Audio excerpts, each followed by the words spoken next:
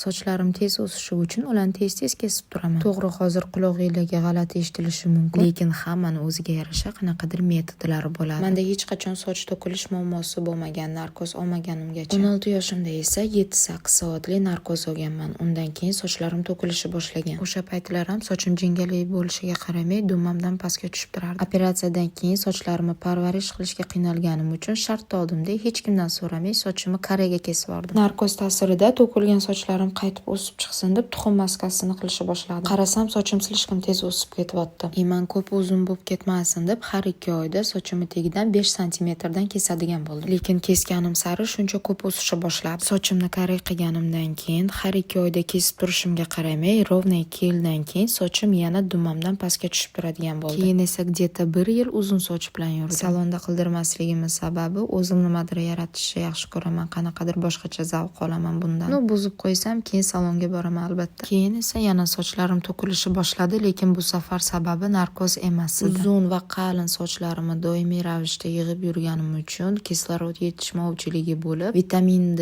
yetmagani sabab to'kilishni boshladi. Doktor tavsiya bergan dorilarni ichdim. Sochimni kestirganiga уже 2 oy bo'ldi. Bu safar boshqacharoq kesishga qaror qildim. Aytganimdek bir xillikdan tez zerikib qolaman, oxirgi payt shu qo'shiq rosa ko'p eshityapman cho'ta.